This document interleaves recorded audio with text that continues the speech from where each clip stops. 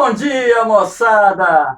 Aqui quem vos fala é o professor Eugênio Bastos, canal Geogênio, a serviço dos alunos que gostam de estudar e passar em concursos. Moçada, vamos fortalecer o canal. Se inscrevam no canal, dê aquele like, compartilhe o vídeo, porque o canal Geogênio foi criado para democratizar o ensino da geografia. Moçada, hoje nós iremos finalizar a nossa aula sobre cartografia. E para iniciar o nosso encontro, temos aqui uma anamorfose, que é um tipo de mapa criado que gera distorções na imagem ou nas imagens dos países, dos continentes, de acordo com um tema específico que está sendo abordado. E eu utilizei esse exemplo do PIB, Produto Interno Bruto, de 2018, dos países, para mostrar que o PIB ele vai gerar distorções no mapa, na medida em que nós sabemos que existem países com PIB muito alto e outros países com PIB muito baixo. Então você pega aqui, ó, a China está superdimensionada, o Japão, por exemplo, a China tem o segundo maior PIB do mundo, o Japão o terceiro. Aqui os Estados Unidos, superdimensionado, porque os Estados Unidos é o maior PIB do mundo. Agora, se você vai lá para o continente africano, aqui, ó, ficou pequenininho, porque o continente africano é o mais subdesenvolvido, é o mais atrasado. É aquele que reúne o maior número de países com um produto interno bruto muito pequeno. Então, esse tipo de mapa ele pode ser utilizado para abordar diversos temas. Então, é um mapa que gera distorções em função das características que estão sendo abordadas em cima dos temas que estarão sendo analisados. Pode ser os maiores países do mundo, pode ser os maiores produtores mundiais de produtos agrícolas, os países mais ricos em petróleo, os maiores exportadores de petróleo e por aí vai. Aqui nós temos as curvas de nível, que são utilizadas para determinar as cotas altimétricas do relevo.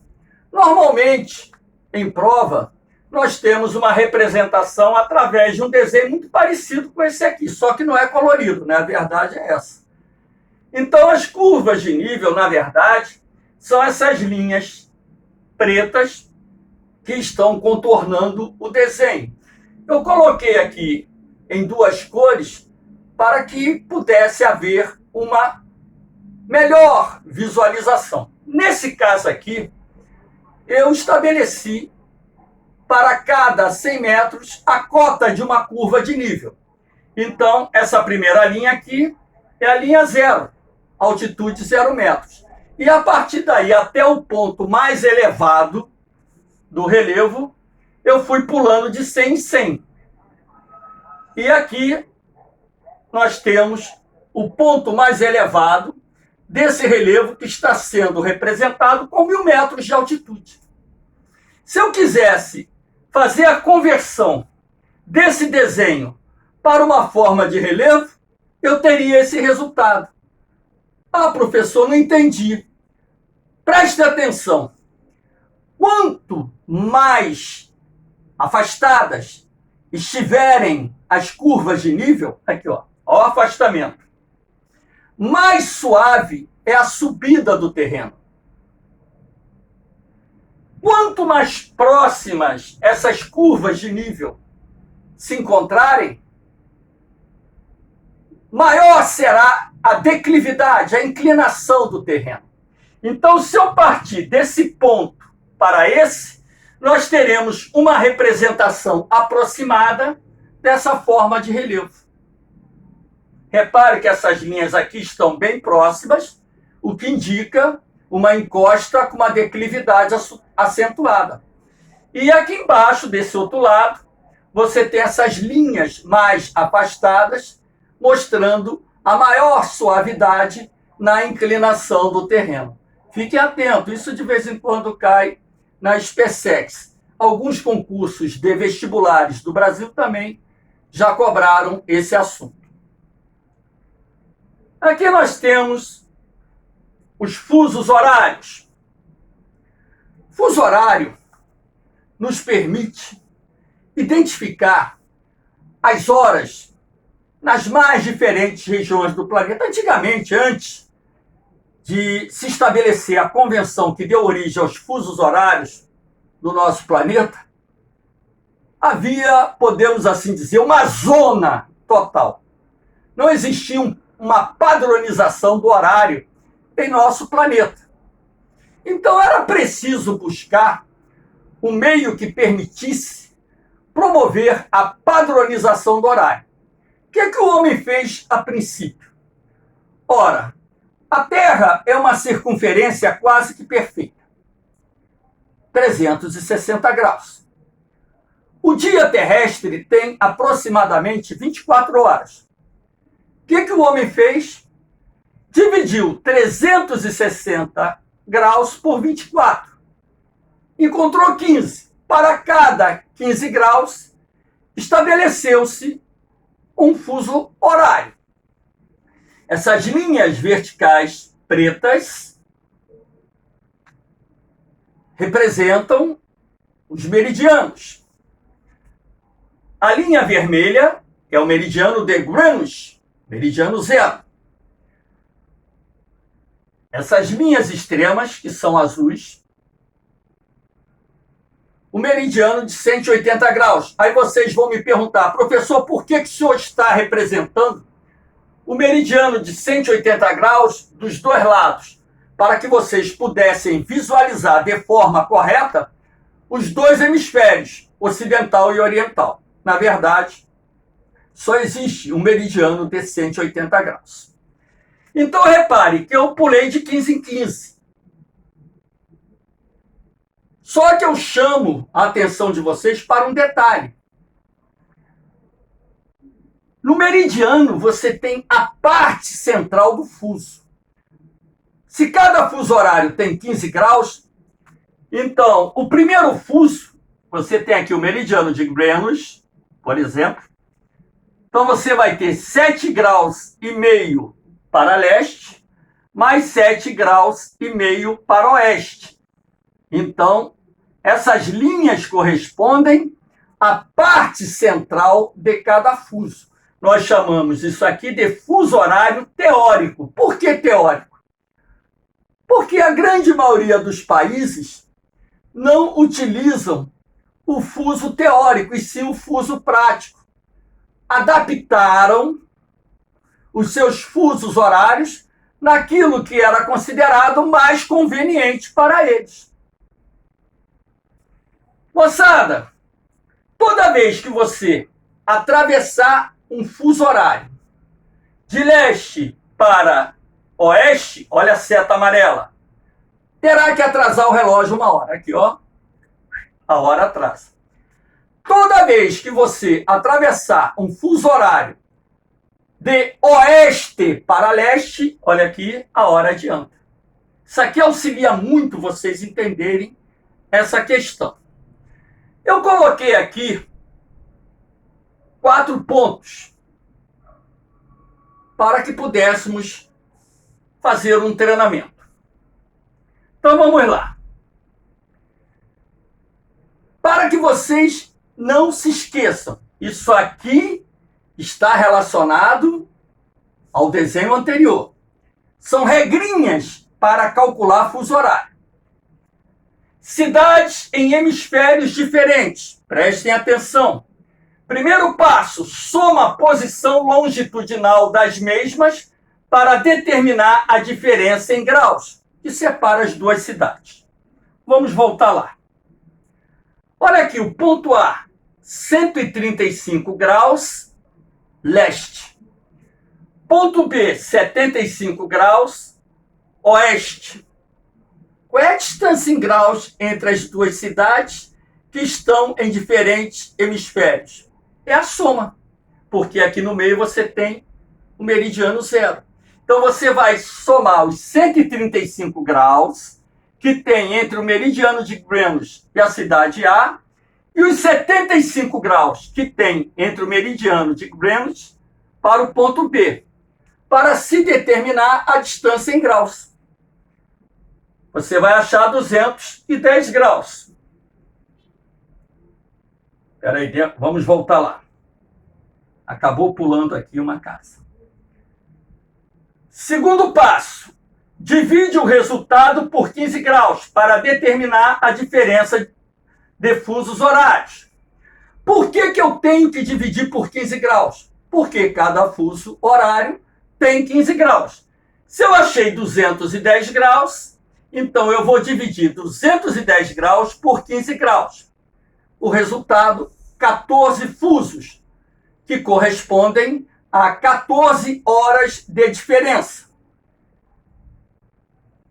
Aí você vai, terceiro passo, soma ou diminui a diferença de fusos da hora dada como referência, de acordo com a localização da cidade que pretende saber a hora. Então vamos voltar lá, aqui, ó. Eu disse que aqui eram 20 horas. E eu achei uma diferença de 14 fusos. Só que a cidade B está a oeste da cidade A. O que eu tenho que fazer aqui? A hora atrasa. Eu vou diminuir 20 menos 14 e vou chegar a 6 horas. Quer ver como é que é fácil? Não precisa nem de cálculo. Se aqui são 20 horas, 19, 18, 17, 16, 15, 14, 13, 12, 11, 10, 9, 8, 7, 6. Se você tiver em mente esse esqueminha aqui, basta andar, não precisa nem fazer cálculo. É só colocar os fusos horários, a hora correspondente na cidade dada como referência e a cidade em que você quer saber a hora.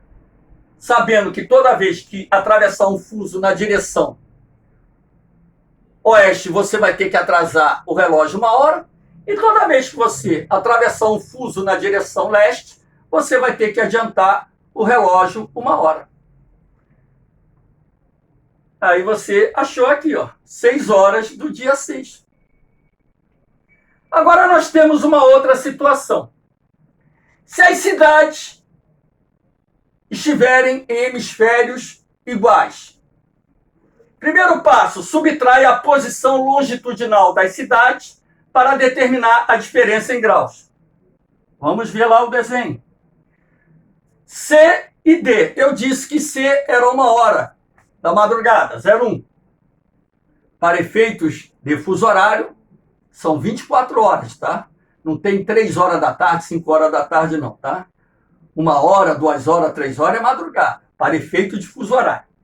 Então eu disse aqui que na cidade C, o relógio estava marcando 1 hora. E eu quero saber a hora correspondente na cidade D.